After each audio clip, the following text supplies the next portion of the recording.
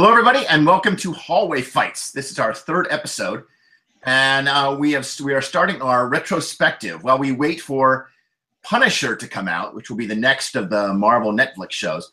We're going back and looking at some of the old Marvel Netflix series, and starting with Daredevil, the very first, the oldest Marvel Netflix show. Although, interestingly, we found out in recent surveys, not the show most people start with.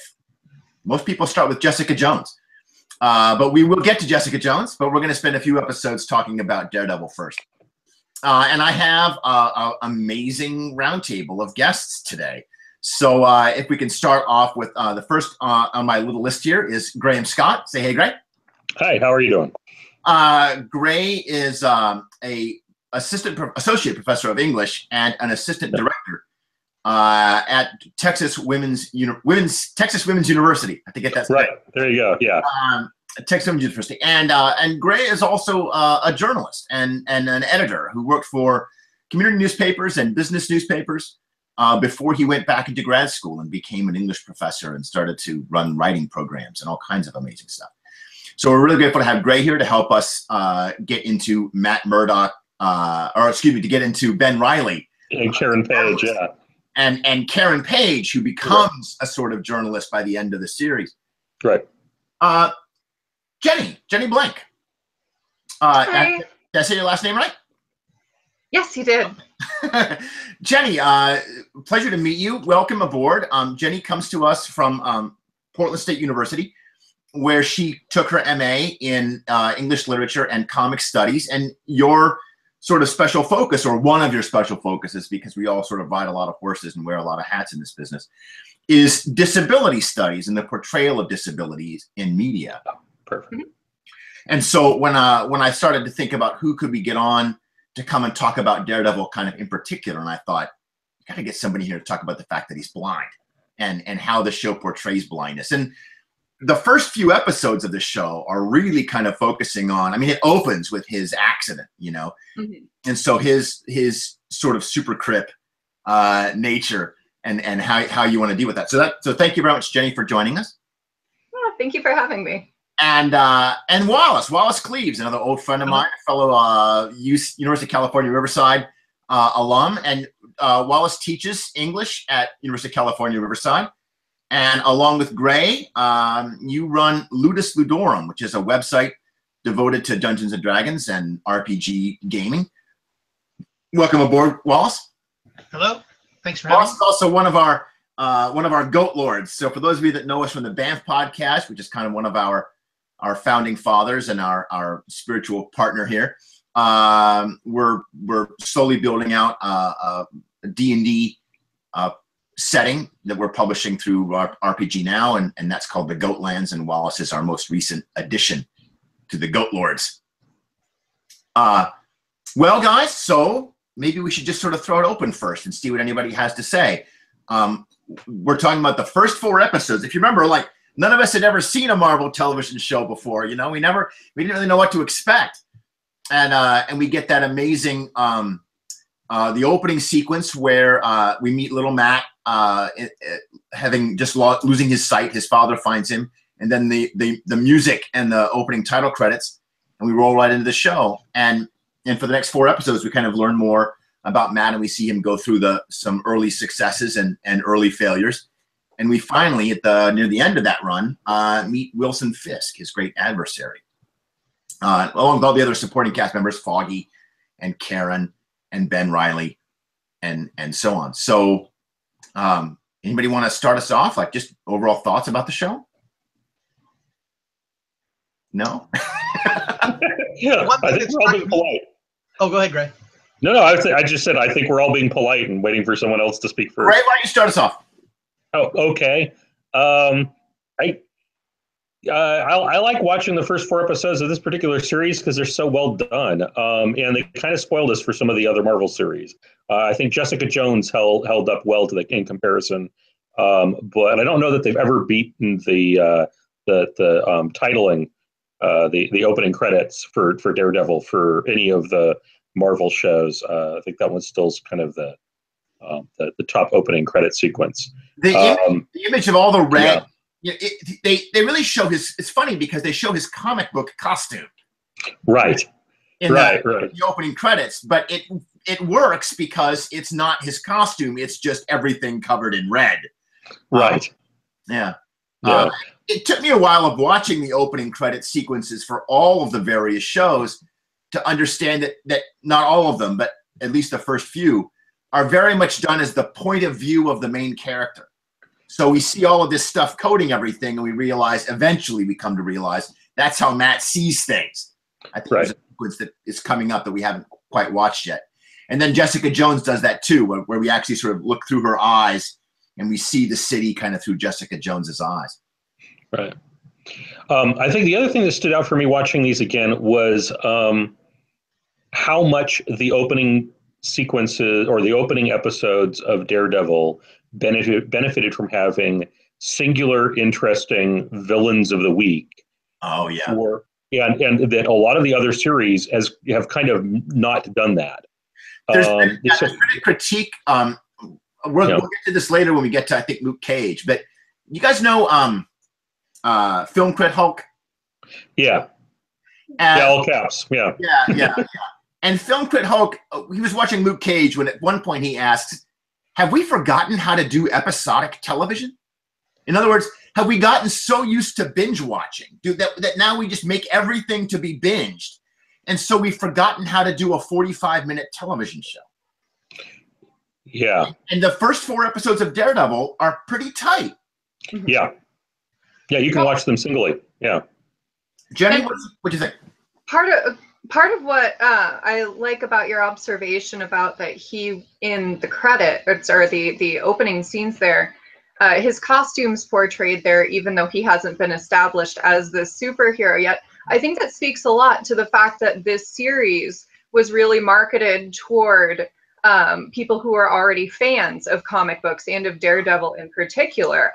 Was it? Yeah. I watched it when it first hit Netflix, and I had a little bit of trepidation going into it because my last cinematic experience with Daredevil was that awful movie that came out in the 90s. The Ben Affleck movie.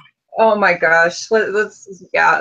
So going into this, I mean, Daredevil is such a stellar, dynamic character. And I was sitting here going, please do it well. Please do it well. Yeah, that's a good point. I had forgotten completely that we were coming into this Daredevil with the Ben Affleck Daredevil in mind. And I think that we had already learned that Ben Affleck was going to be playing Batman when Daredevil came out. And I remember that Daredevil film, and you're right, it's awful. And one of the reasons why it's awful is because it's kind of like all the worst parts of the Batman movies sewn together. And it's still got a sequel. Yeah, it got the Elektra sequel. Yeah. Which wasn't a whole lot better. So Jenny, you say that you felt like the show was sort of marketed to Daredevil fans, and that was you. Yes, that was definitely me. Okay, right on. Wallace, what do you think?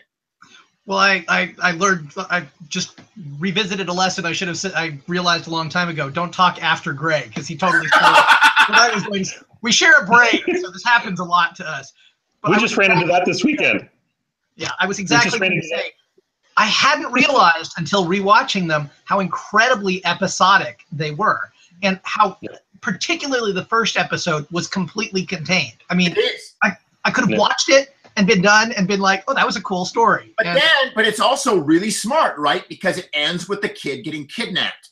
Yeah. Well, so I'm going to try to riff off of that since you stole my main point, which is to say, and I don't want to, no spoilers, but also though. No, okay, we can spoil the shit out of this. Okay. Oh, thank God. Okay.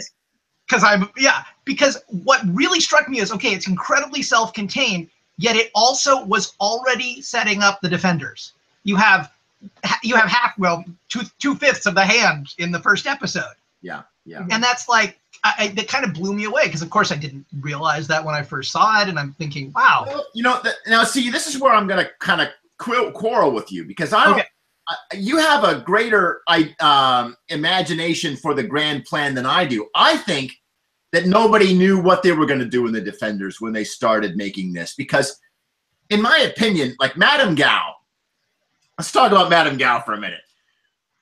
Madame Gao is at her best in Daredevil's first season. Yeah. When nobody knows what she can do, everybody counts. She has no Jedi powers. Even the Kingpin and everybody else does whatever she says, She never speaks a word of English, but she obviously understands it. So in other words, she's just choosing not to and making all the rest of you do it her way. And she never even uses her powers, except I think very slightly late in the series when Daredevil kind of runs at her and just kind of waves her hand and knocks him over, In other words, she was largely undefined. And because she was so undefined, she could do anything, right? She reminds me of a senior faculty member among untenured faculty. Everybody on this panel just got that joke. Yes. Well, even if they didn't have it all planned out, which I wonder and think about, but I gotta say, you see the building plan in there, and I'm like, I remember watching it originally and going, what the hell's with this building? Why do we have this building? Now that I do give you, I had that plan. I remember watching it and thinking, okay, so they tell us the building is important, and there's obviously some kind of big supernatural thing going on, but they never tell us why. And then in the second season, we had the literal plot hole. a giant plot hole that we're just going to show it to you and then not even address it. Yeah. And the rest of it. So yeah, I totally get that. And I thought that those first couple episodes were just genius. I loved the bit, for example, where they had the kid get kidnapped at the end of the first episode. Yeah. And then the second episode, the first thing that we see is Daredevil getting pulled out of the dumpster by Claire. And we have to talk about Claire at some point. Yeah. And what I thought they were going to do was 24 hours earlier, and they would do this giant flashback where he rescues the kid and ends up in the dumpster. But they don't do it. They get you almost the entire episode thinking they're going to do it, and they don't do it. And he's like, no, I'm just totally fucked up now, and I'm going to go fight them again. And and then we get the amazing hallway fight that kind of established that trope in the show, and that became so identified with the Netflix shows that we stole it for a podcast title. But Jenny, as we're talking about the structure of these first 4 episodes here, though, I want to draw attention to the fact that, well, they are very encapsulated and they are very kind of enclosed, which I think is great for this introductory audience that's just getting to know Daredevil, just getting turned on to this, just figuring out that this is a cool character they should be watching.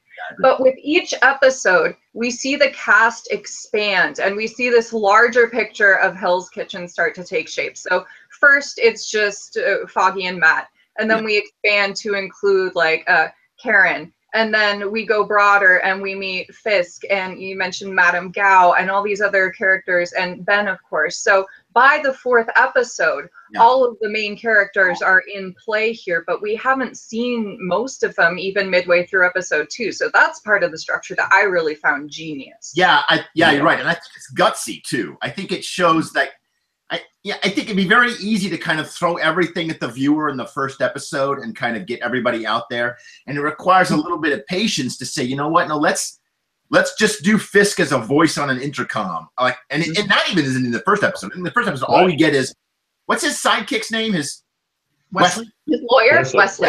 Yeah, all we have is Wesley, and then we hear Fisk, and of course, the accountants are like, great, because now we don't need D'Onofrio for 2 episodes, right? but and then we get Vanessa in, I think, the 3rd episode. Yeah, starts at the end of the 3rd episode, and then really gets a lot of playing forth. Yeah. And then a lot of Vanessa in the 4th. Yeah, and everything's kind of set up one at a time. It kind of reminds me a little bit of Firefly, although Firefly gave us all the characters right away. It spent 1 episode kind of per character for the next 6 episodes. Yeah.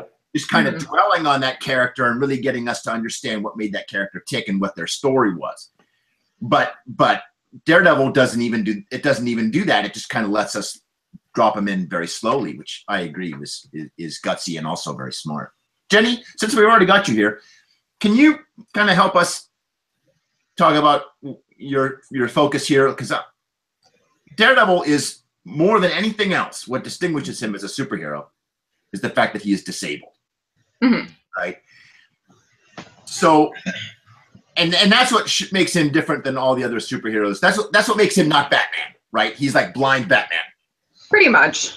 So, what is this show doing with his disability, and how does that relate to the larger context of blindness or disability on television or in the media? Like, are they doing the same thing other people do, or is it somehow different then, or a switch up from what we would expect a blind character to be like? Help us out.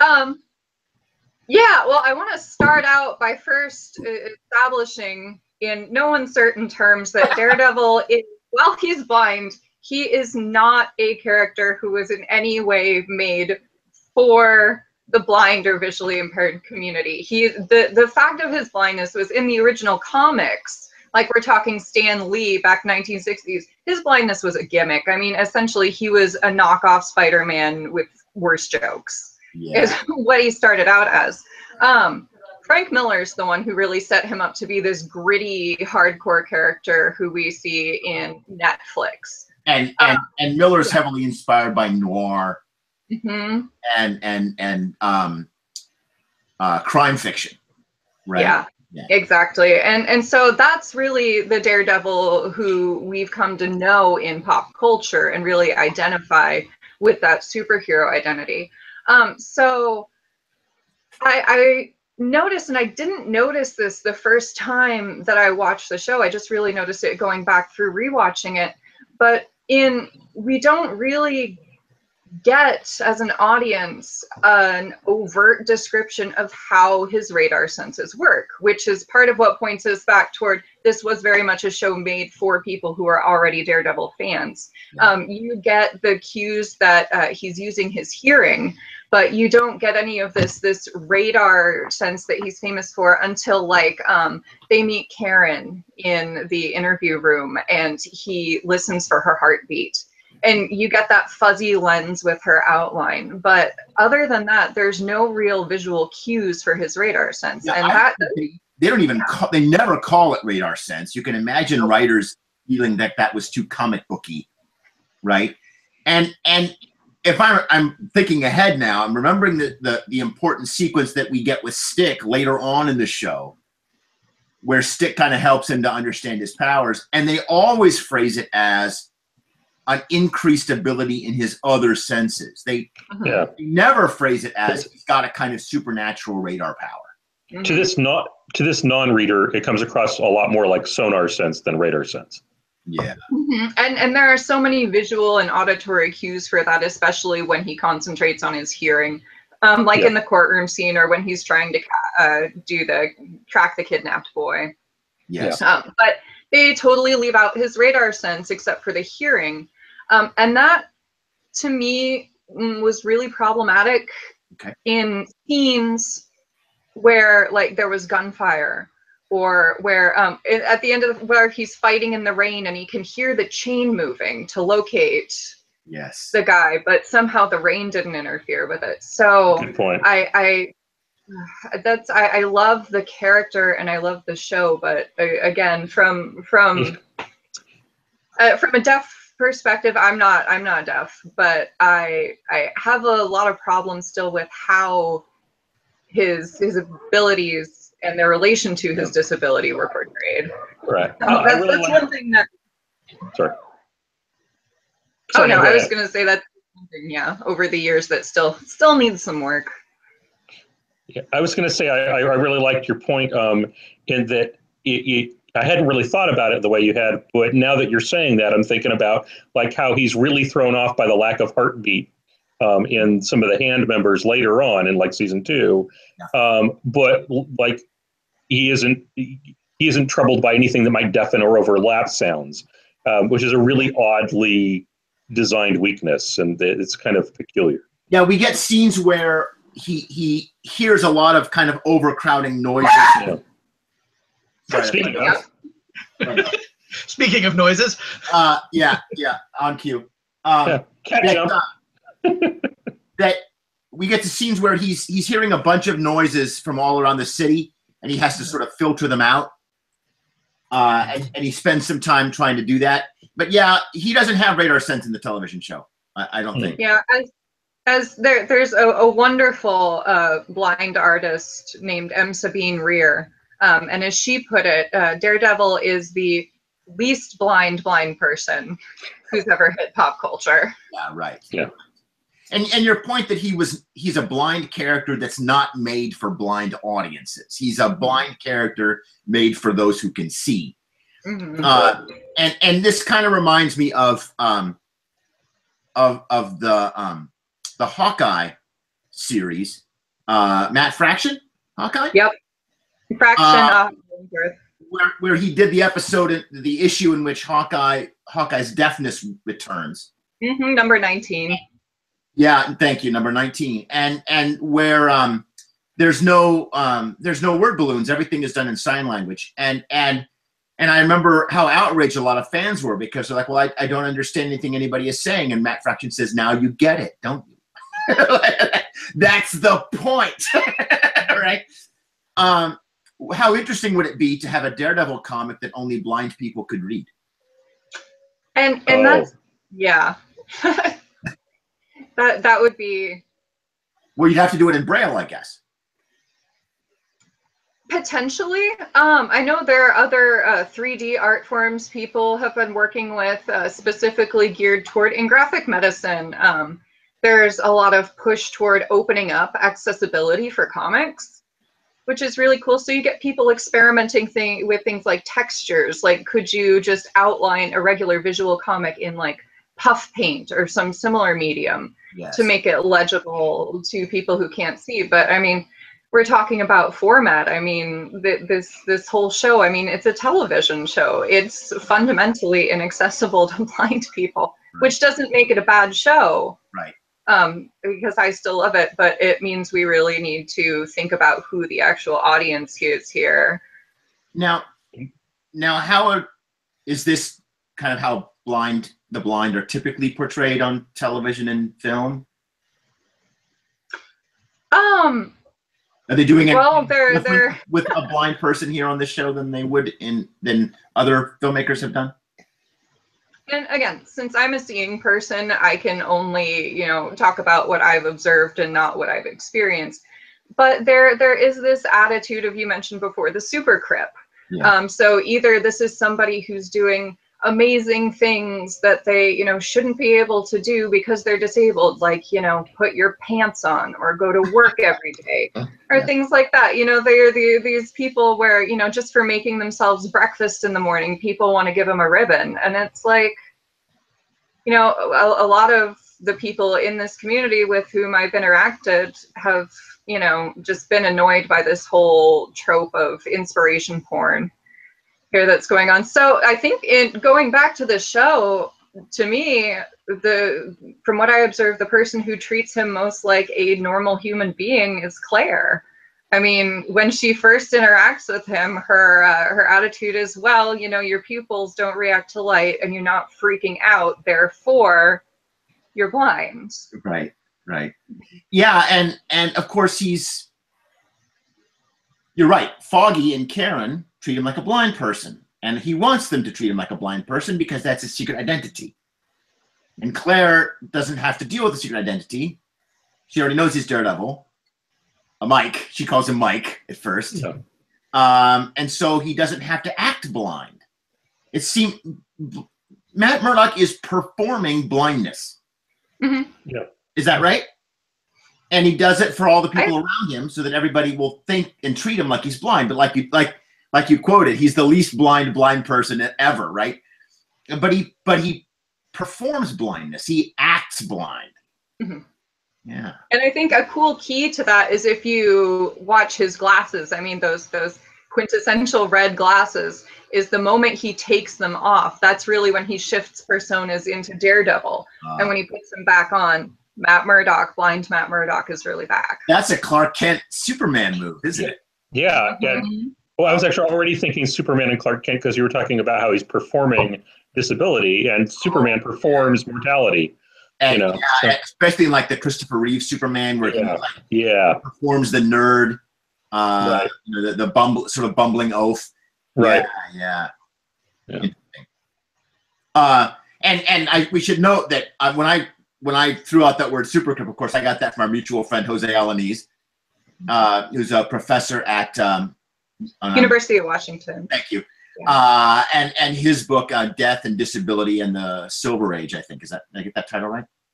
Death, Disability, and the Superhero is the title. Yeah. That's right. And Jose sort of literally wrote the book about superhero disability. And he's been working on this topic for 15 years, I think, when I first heard one of his papers. Anyway, so Gray, you're our newspaper guy. All right. Yeah. So what did you think about the newspaper scenes, like the Ben Reilly scene? Like we see Ben Reilly, we're introduced to him, and he's on the phone to the insurance company, and this has nothing to do with his job as a journalist, but it had everything to do with our conversation about healthcare in America, right? Yes. Which, when this show came out 2 years ago, was it just as active as it is now? Like, it's 2 years later, a change in presidency, and here it is this week.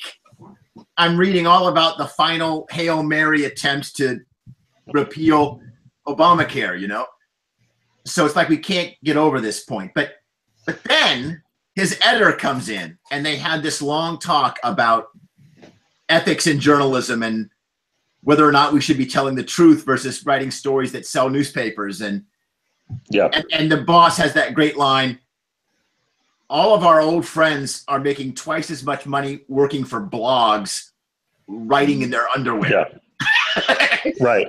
And I thought to myself, I don't think people that write for blogs make that much money. No, they don't. They're frequently writing for content farms for, $10-15 a story. They're the actors portraying the editor and Ben, the reporter, feel absolutely right and true to the form for me. I can imagine working with both of them in a newsroom. And a lot of the writing, not all of it, but a lot of the writing sounds right. That one conversation, there are a couple conversations involving that editor, and particularly that one, that don't ring quite right to me. And you nailed one of the reasons.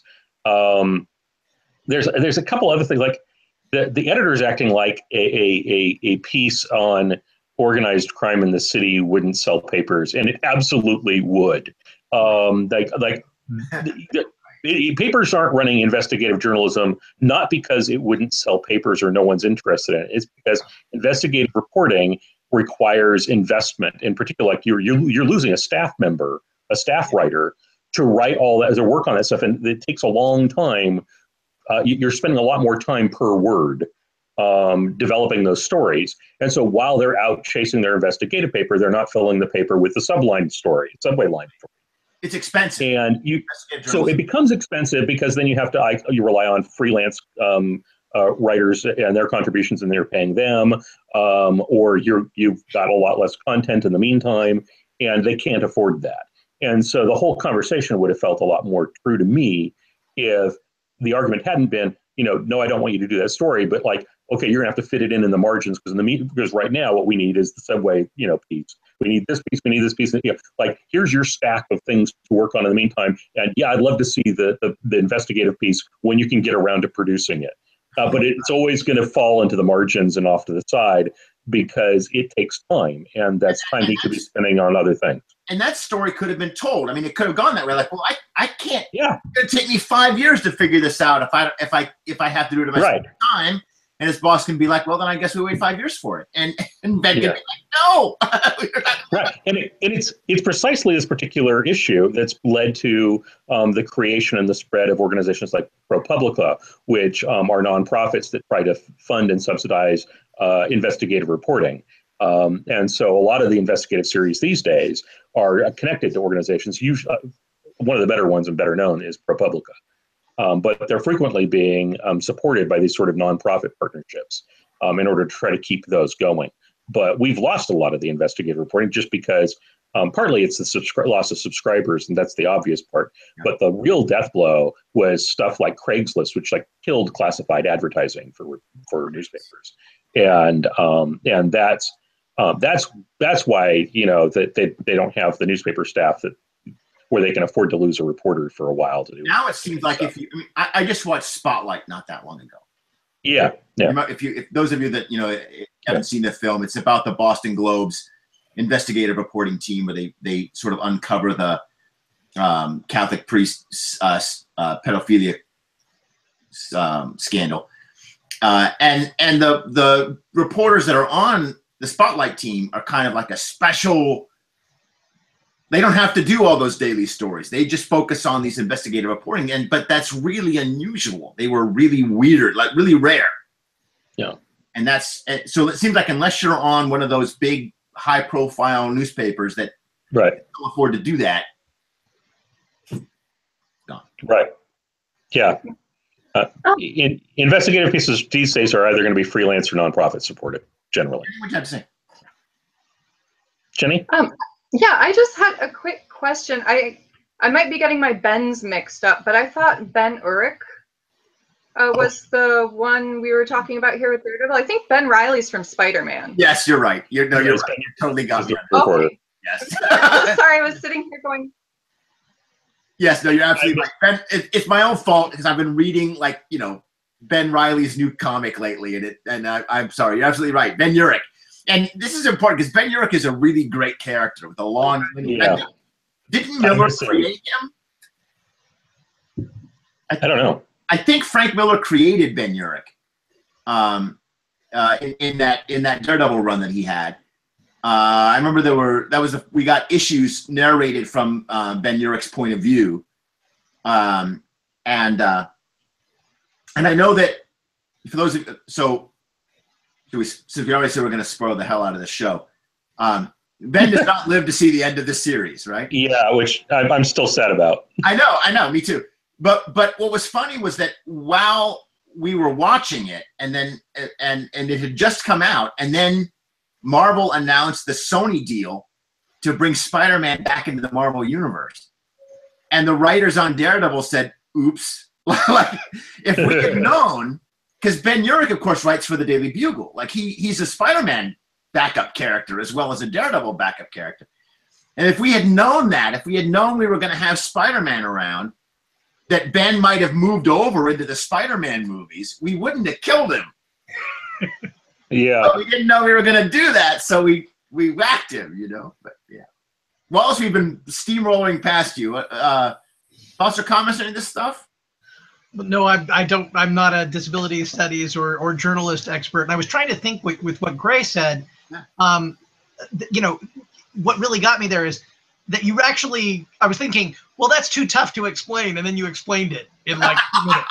I'm like, well, okay, wait a minute, you're right. It actually was just as interesting what you said. That it's kind of more interesting that it's not an issue of what people are willing to read, but of the time management.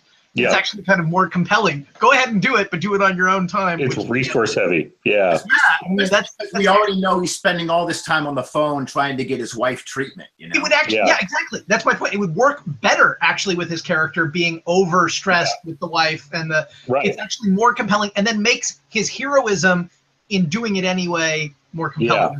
Stronger. And in fact, actually, if the editor brought it up, I mean, we could actually watch the editor tiptoe painfully around the fact that, like, actually, I've already lost a lot of your time to your wife's illness, and and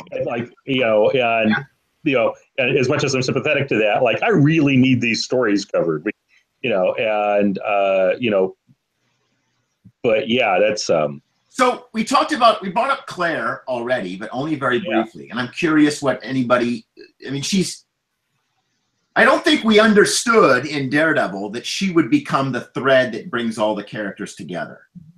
Right. And I still don't quite get that choice. I mean, it works, I guess, but it seemed like, Now, you said before, I said, hey, everything was planned out. Is there any indication that was planned out, that she was the... Yeah, because apparently we learned about her contract. Like, she had a multi-series deal. Okay. Yeah. So we knew that Claire was going to show up in Jessica Jones as well, but we didn't know much. What I liked about these first 4 episodes is the way that they play with the romantic expectations. Yeah. It's back to your point, Jenny, because the show is marketed to fans of Daredevil, and Daredevil fans all know that he gets with Karen. Mm-hmm. The fact that Frank Miller, not only did he write this amazing Karen Page story, but it ends with a happy ending. Like it ends with that beautiful full page. You know the one I'm talking about. Yes, that one.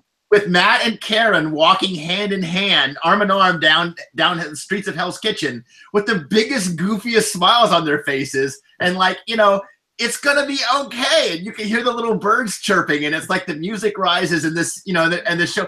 And for Frank Miller to do that ending just seems so out of character for him, but it's exactly the perfect ending, right? Because it's been so awful until now. Mm-hmm. So, I mean, I'm a total, like, Matt, Karen shipper. Like, as far as I'm concerned, like, I want Electra to die in a fire. Like, I want those two characters. Time she might. Well, which one? Yeah, which time? and I want those two characters to be together forever. But they were really good, I thought, about playing with, having fun with us. Like, sort of saying, well, maybe that'll happen and maybe it won't. And Foggy's crushing on Karen, and they have that night out where they sort of stay out all night, and he's like, and she when she collapses in tears, sort of, and Foggy's there to comfort her, and Matt's busy being Daredevil. But he's with Claire, and Claire is not an unattractive woman, and she's really smart and resourceful, and she's willing to do the terrible, cruel things that Daredevil does. And we should talk about the torture scene at some point. But anyway, I'm getting off my Claire topic. So well, and he doesn't have to be somebody different with her too. We were talking about the disabilities thing. He doesn't have to pretend with her. So so Jenny, help me out. What do you think of Claire? I adore Claire. I mean, I part of it's because I just really like Rosario Dawson, but I really liked the way that she was portrayed, just in relation to him. She doesn't treat him in context solely of his diagnosis or his disability. She reacts to the scenarios in which she sees him, in that torture scene, in that dumpster, getting stabbed and mauled and beaten and all that. She reacts to his actions and his undertakings, whereas the other people around him, even though they know him arguably better, you could make different calls on that. They've known him longer, at least, and they treat him more in accordance with his blindness. Part of that's because Matt's just a secret identity. But I really love the interplay between Claire and Matt. Now, she does sort of get captured, and she gets captured by the Russians, and she's a victim for a lot of, I think, the 4th episode, right? 4th, yeah. And I was curious how you felt about that. Like, is this a sort of classic damsel in distress, and you're like tired of seeing that, or did you think that they played it off okay, or does Rosario Dawson rise above the material, or what? Yeah, she does. Yeah. Okay, I'll take that if you're not gonna. I think she rises above her material. Her material there is really kind of it's woman in a refrigerator, except the refrigerator's a trunk. And it's and she handles it well. But they give her like the sort of triumphant laugh in the dark when she realizes Daredevil's knocked them out. She's actually trying to save herself. She's taking care of her own, bonds and everything like that. And then she takes the guy out with baseball bat.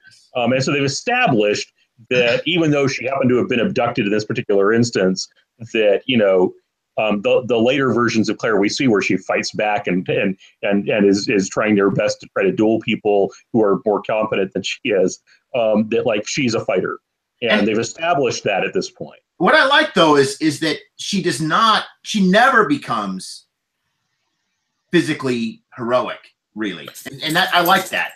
Like I remember in Iron Fist, there's a scene where like she's training with Colleen Wing with like claws or something, and you're like, what are they gonna do? Like make Night Nurse into some kind of superhero? But they're gone by Defenders. Like she's totally got rid of them. And I like that. I like the fact that she's an important member of the team on her own terms. Right. She doesn't have to out-manly the men. She's like, she contributes to the team in her own way. And I like that. I'm glad that they didn't. sort of, I think start crotch kicking all the men and, you know, sort of getting in that. Well, I think it's totally believable and it helps with the credibility a bit that she would, given the scenario she keeps finding herself in, that she would ask to be trained and take the training seriously. Well, of course she would. I totally agree. Yeah, she getting back some sort of basic self-defense stuff that makes total sense to me. I just don't want to see her suddenly turn into Super Claire. Well, she's internally consistent in that regard too, but she also has this kind of wonderful agency. And that the scene that stands out for me is when she tells him, you know, the orbital whatever nerve to hit, that gets the result. And it's like, is anybody else like really bugged by the torture scene, or is it just me? Oh yeah, but what's fascinating is that she's the one who instigates the most horrifying form of the torture. Yes. And while I have a problem with the torture, I kind of love the fact that she's the one. I had forgotten that. You're absolutely right, and I had forgotten that because I remember talking about this with Steve Kenson, who's a game designer, and we were talking about Daredevil when it first came out, and I was not very comfortable with the fact that Daredevil was torturing that guy. But as I was rewatching the scene in preparation for this podcast, I realized you're right. Like Claire is the one that sort of eggs him into it. Yeah, and I thought, well, he does the action, but he's totally ineffective as a torturer. He uses her medical knowledge, and I kind of love it. He's horrible with that. Yeah, it flips, it inverts the, hey, she's a healer, you know, the woman's role, she's the cleric. She's the one who uses the baseball bat, you know. But yeah, she's actually using the medical knowledge to torture this bastard. I thought, well, in the second, I thought this might be a transition thing for him. Like when I'm not a superhero, when I'm not wearing a costume, I'm torturing people. But when I become Daredevil and I get the name and I have the helmet and the little horns, and when I become a superhero, I'm not going to torture people anymore. And he doesn't for the entirety of his second season. But then the Defenders writers make him do it again. Yeah. And like Gray noted, he's really bad at it. Yeah. Actually, I think Wallace noted that one first, but. Oh, yeah? But we share our brains, so it's just, Here, what do you think about all this? Oh, me? Yeah, because I feel like I've been steamrolling over you. Oh, no, I'm just enjoying listening, and I agree with a lot of, I'm so tired of damsels in distress. But I think they did a good job framing that scene, not only because she got hers, and I mean, Daredevil was the instigator, but she was the one who got to finish him off. She's the one who picked up the baseball bat. Yeah. When what allowed Matt to track her down was talking with her neighbor Santiago. Yes. Is that him? Yeah. And what really did it for me was the fact that he had been beaten too. And that really brought home this idea that her gender was not in question here. It didn't matter if she was male, female, neither. They were going to try and beat the stuffing out of her to get Daredevil's identity. Yeah. Now, for those, by the way, Ray, you mentioned women in refrigerators. And for those of you that don't know what we're talking about Gail Simone's really kind of groundbreaking website, now memorialized forever, I think, on Google Archives. But Women in Refrigerators, which is all of these examples of women in superhero comics getting their powers stolen, getting crippled, getting killed, getting in the namesake scene, killed and locked and put in a refrigerator. This is Green Lantern's girlfriend. Just basically to turn them into a motivating force. Right. So the hero is a hero because this awful thing has happened to his girlfriend. Right.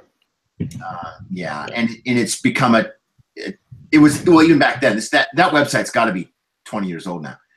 And that was as old as the internet. and it was a bad habit then, and it's only gotten worse, you know. Yeah. Although I want to just put in here, Catherine Valente. Have you guys read the Refrigerator Monologues? No. I've never heard of it. Okay. Got a great collection of kind of little fictional shorts named after, the Vagina Monologues plus Women in Refrigerators. Yes. About hypothetical dead women from superheroes telling their stories. And she goes through all the tropes And it's just this fantastic collection. Oh, that is brilliant. I want to see that. Yeah. And recommend it to all of you because I laughed so hard. But it was only crying because it was all so Who wrote that? Catherine Valente. Okay. All right. We will get it. Really good. If you want to look more into women in refrigerators, nice. Refrigerator Monologues. Will do. All right. Well, so we've kind of gone through a lot of the characters here, but we can't. There's some people that we cannot neglect. I remember the first time I watched this show, I was really struck by how wonderful Foggy Nelson is. Yes. He's great. I totally agree. Yes, I was. Yeah, he's an MVP. They give him this thing where he knows everybody. Like he really helps to make the idea that everyone in Hell's Kitchen is kind of a neighborhood and we all know each other. And we get that through Foggy, where he knows everyone, and we first see him bribing the cop, right? And he's got like the bag with the cigars in it, and we think he's bribing the cop, but they're actually for the cop's mother. And it's a really wonderful scene. And as I was watching these episodes again now, I was sad because Foggy in the Defenders and even in this when we see him in Luke Cage, Iron Fist, don't we see him in Iron Fist, I thought. Anyway, he's lost all of that. He's this corporate stooge, and I mean he's still the same actor, so he's still wonderfully entertaining. But he's lost that common touch that made him Foggy Nelson, and I miss it. Yeah. But I think it's intentional. I mean, it's the betrayal that kind of sets him in the betrayal in again, spoiler. Yes, we can. That kind of sets him on that path. That kind of he's broken. That charm is broken. Well, it's still intact at the end of this first season. Oh yeah. Absolutely. Right? They're still together. And then second season, it made me so mad. Yeah. Like everything I liked about the show got deconstructed. And I'm like, you sons of bitches. But the betrayal that Foggy feels over the whole thing is one of the best elements. I mean, we're going outside of our episodes now. We'll get to that betrayal is one of the best features of the entire thing. It's so honest. It's so compelling. The entire episode, just him and Foggy on the couch in Matt's room. Yeah, and that's just amazing. Yeah. And this gets to something that Gray mentioned. Back when the series first happened, and you and I, we read each other's Facebook posts all the time, and Gray, you've done a lot of kind of film commentary, and you analyze television and film a lot, and I remember you had an observation about Daredevil, and although the particular example of this is not in the first 4 episodes, but you noted there's this conversation between Karen and their Mexican Spanish-speaking landlady, and it goes on for a while. It's like a good 5-10 minute conversation. It's an Aaron Sorkin length conversation in Spanish. He takes the Bechdel test and punts it over a fence. Yeah, exactly. It's just great. and I'm like, and it's interesting. And they never talk about Kingpin or Daredevil or anybody. It's just great. Yeah. And for those of you, so the Bechdel test, named after Alison Bechdel, the great comics writer, the idea that if a movie does it have more than one woman in it? Do those women have names? And do they talk about something together? Do they have a scene together where they talk about something other than men? But what you noted about it was that because it's all in subtitles. Yeah. In a regular network television or a regular weekly television, like even something that's episodic like Game of Thrones or whatever, that would be the first thing to get cut because absolutely we have plot to do and we don't have time to have 10 minutes of 2 women sitting together talking.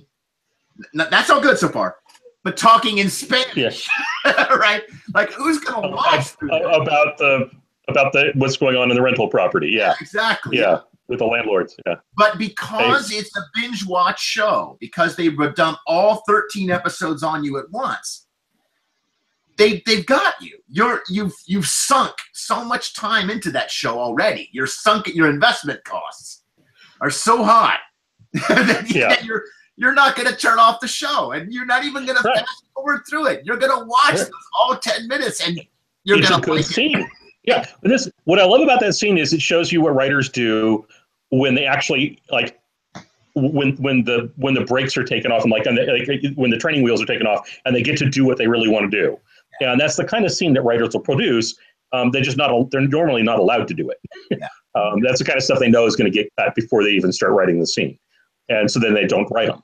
And I just love right. And I just love that they actually like, got to write that and keep it in and like roll with it. I just that scene actually kind of cemented my love for season 1 of Daredevil.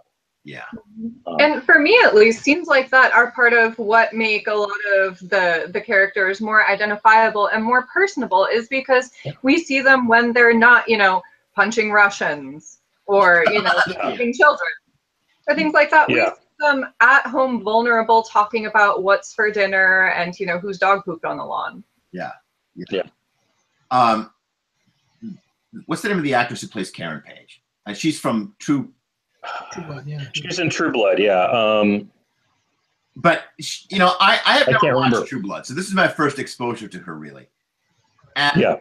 And she's good in True Blood. Deborah Ann Wall. There we go. Deborah Ann Wall. Yeah. She is so great, and She's excellent. And her emotional range is great. When she is afraid from the political pressures and the threats, the subtle threats from United Allied and so on, and she's afraid for her life. I totally believe her. Yeah. Well, of course, she's a gamer. She's awesome. She's a gamer.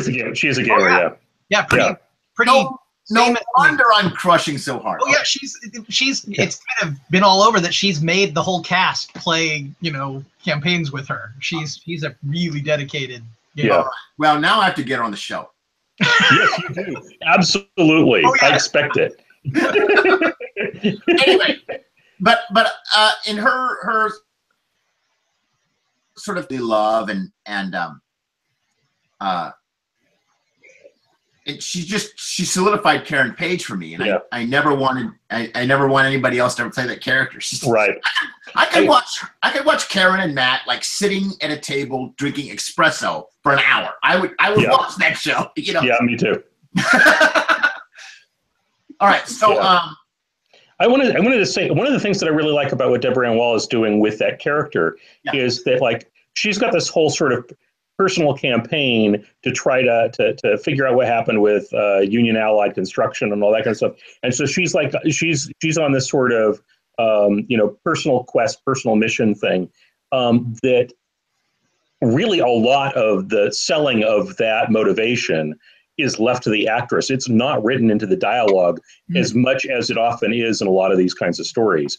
The writers are not doing a lot of the lifting. She's doing a lot of it. And I totally buy her.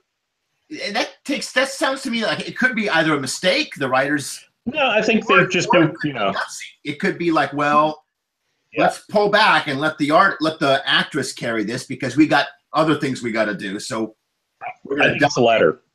Yeah. Yeah. I don't think it's a mistake. I think they gave her a character where she was allowed to fill in a lot of blanks. And that's my impression at any rate. And then we have Fisk and Vanessa. Yeah. So, okay. General observation about my two favorite villains in the really probably the Marvel Cinematic Universe in general, but certainly in the Netflix series. One of the things I noticed this time watching it is that those two villains that I like, Kingpin and the Purple Man from Jessica Jones, are both basically children who grew powerful but not up. Yeah, right. Well, they're basically regressed adults that they're very childish. And like Kingpin doesn't, because of a trauma. Yeah. Now we'll talk about Rabbit in a Snowstorm next time. Yeah. And if it's probably my favorite episode, my favorite 1 hour of television from the entire Netflix corpus. Yeah. That episode. But I see what you're getting at. The idea that Wilson sort of never got out of that moment. Right. Kind of frozen forever at the moment in which he kills his father. but I'm not entirely sure I agree. Okay. I get what you're saying about how he's childish in the sense that he has that, for example, he has this enormous temper tantrum. And I remember watching the show the first time and like, holy cow, is he going to chop that guy's head off with that car door? Yes. Yes. The answer is yes, he is. And that was really well done. Like sometimes when the Wesley, the lawyer, is talking, I'm like, okay, like he can shut up now. Wesley never got me, but when they do these scenes with Fisk, I totally bought in, and D'Onofrio was amazing in that part, and I have never seen him before in anything. But I do see him as an adult. I didn't see him in Men in Black. Oh, he was the He's the Edgar suit. He's the Edgar suit. He's the Edgar suit. That's funny. No, I'd totally forgotten about that.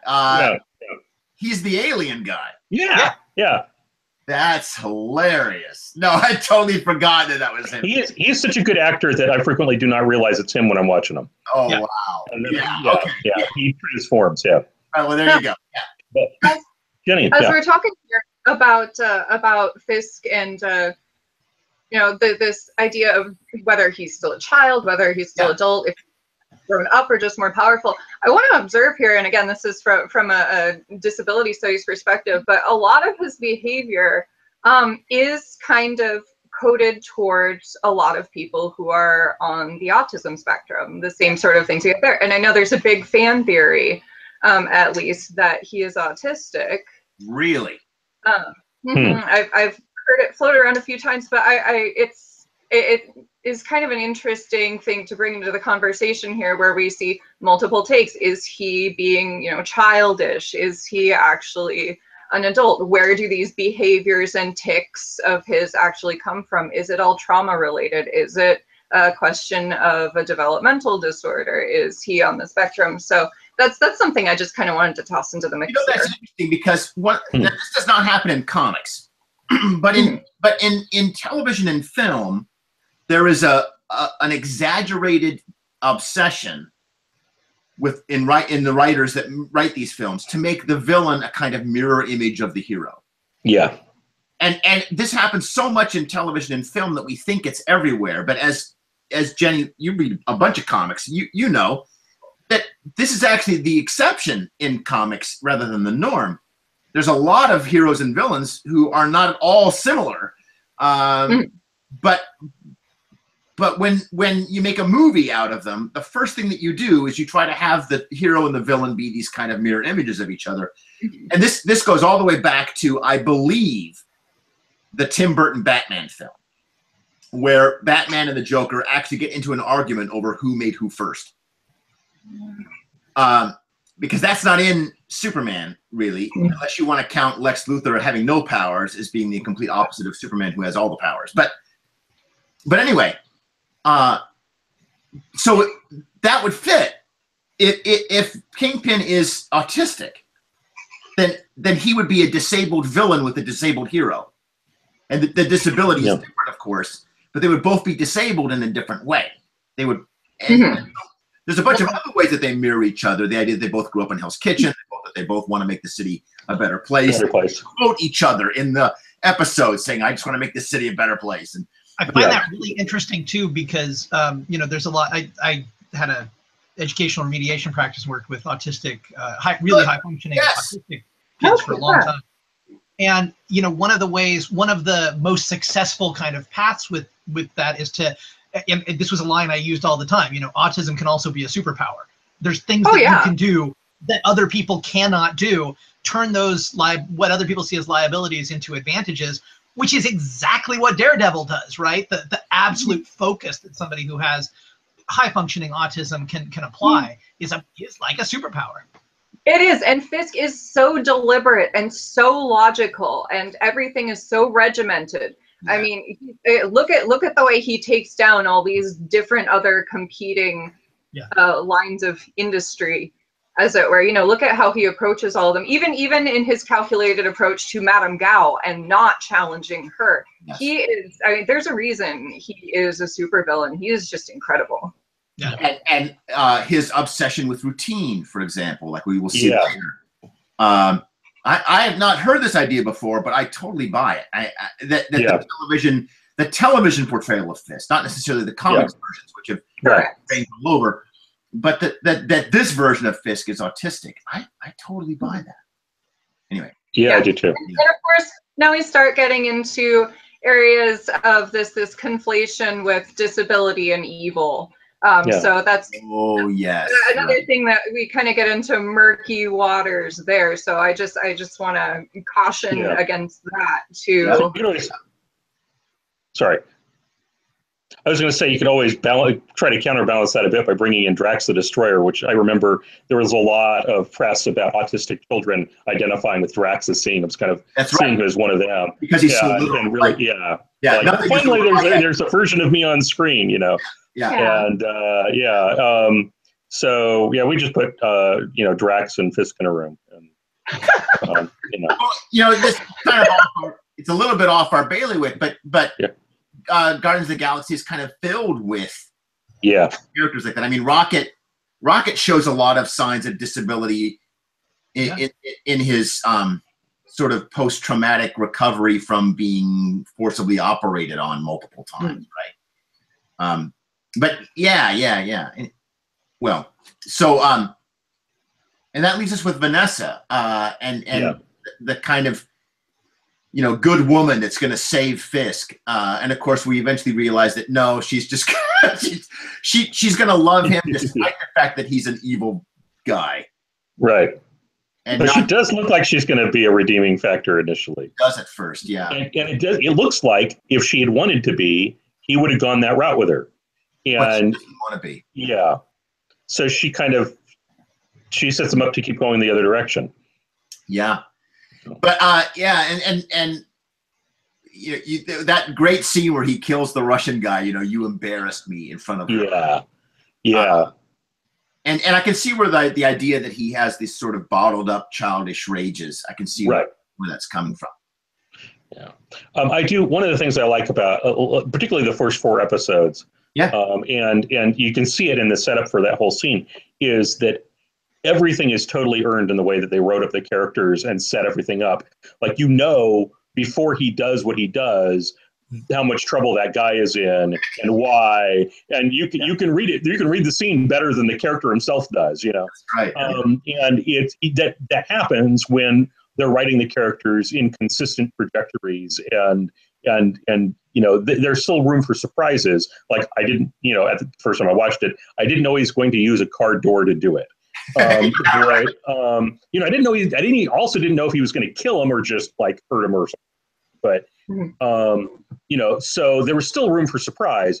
But when he does what he does, there isn't anything in there where I'm going, like with Defenders, there were a number of moments where the character motivations didn't really work for me. And I was going, they're just doing that because the writers decided somebody needed to do that. And there was none of that in the first 4 episodes of Daredevil. I was just going to say that consistency, that writing that character with the same voice does not carry through all of the shows. But I guess we probably shouldn't be surprised by that, right? Because the showrunner changes. Daredevil's second season was run by somebody different than its first season, and Defenders is run by somebody else altogether, and these people have different images of the character and different voices. This reminds me of a common problem whenever we're talking about superheroes. Is it's very common for folks to talk about these characters as if they have one continuous personality, right? As if Batman is like X. Well, but there's 300 different versions of Batman depending on a writer, artist, editor, creative team, and we have to contextualize all of this stuff. And it's hard for us because we're seeing Daredevil and it looks like the same guy and it's in the same universe and we expect him to be the same guy, but it's a different creative team and they're going to make the character act differently. And that's unfortunate, but it's a byproduct of the television production system. Right. When you're doing a comic, you can kind of expect a person to stick with a comic for maybe a year or two. Right. Do 12 or 24. I mean, back in the old days, the goal was always 100 issues, but shit, nobody does that anymore. Like comics can't sustain it. Even if they wanted to, the publishers wouldn't let them do it. Yeah, but I would say my complaint about Defenders, though, isn't that they were inconsistent with the characters as they were set up in other seasons. They were inconsistent even sometimes within the same episode. Like, I wasn't buying their motivation across the episode, much less across multiple seasons. Yeah. We're thinking of the blow up the building. The blow up the building scene, really, yeah. That just, we're just going to assign sides here, and you're on the blow up the building side, and you're not, and we're not really sure why anybody's really blowing up the building, but you're going to argue in favor of it, and they all nod and act. All the actors try their best to deliver it. Well, so it's to me, really artificial to me.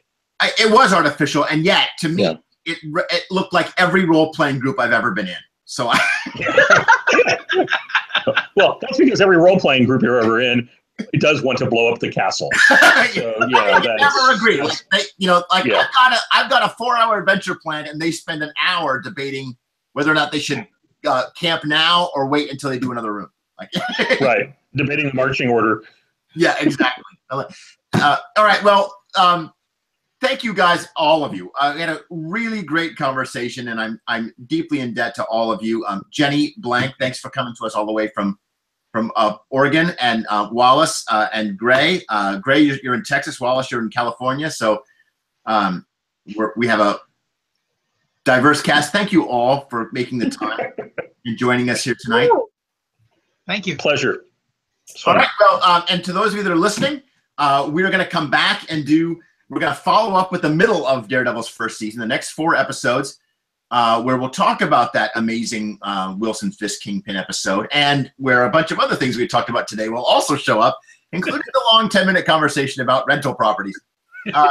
Yeah. But we'll have some other guests for you. And take a look at Banff Podcast, which is our sort of sister site and our sponsoring site. And I'm Jason Tondro, and thank you all for coming to Hallway Fights.